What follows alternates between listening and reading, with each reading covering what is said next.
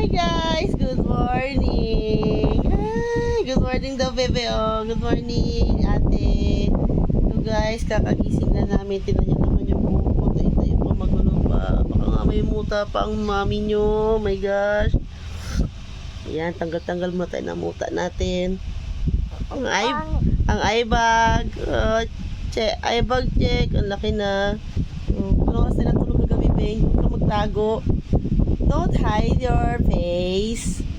Yan. Pagising lang namin.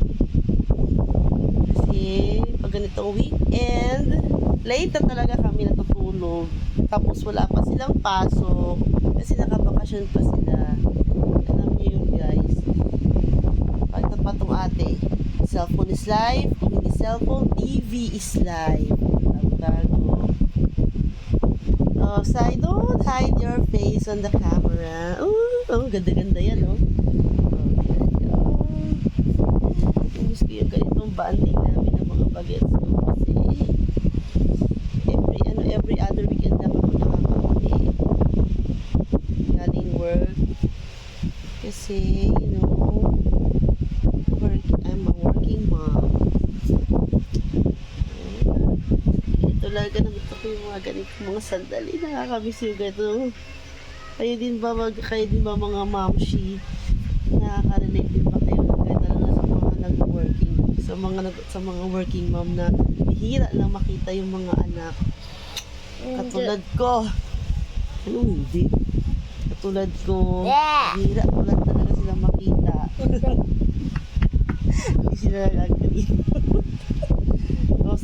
Paano yan? So, your love kid.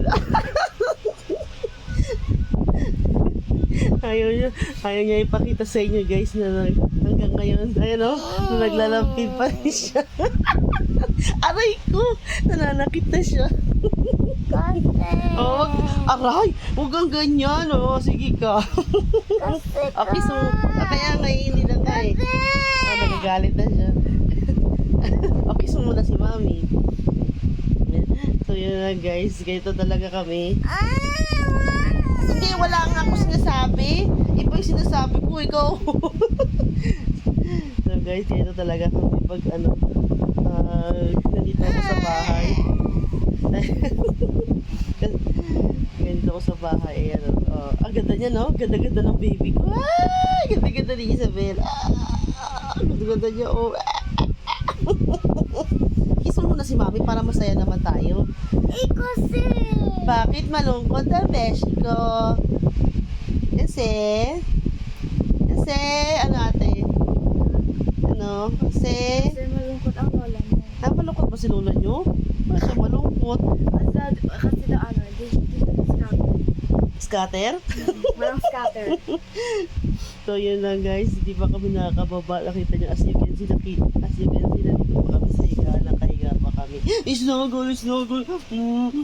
Yan ang mga yung ganyan. Baba na muna kami para makapagluto ng breakfast. Yung dalawang to. Yun yung mga anak ko na mapili sa pagkain pa. Relate din ba kayo? Namumblema din ba kayo mga mamshi? Ano yung pagkain na ihahanda nyo para sa kanila everyday? So, ganun din ako eh. Alam mo yung, for example, manok, fried chicken, walang kamatayan kahit everyday pa nilang ulam yan. Walang problema.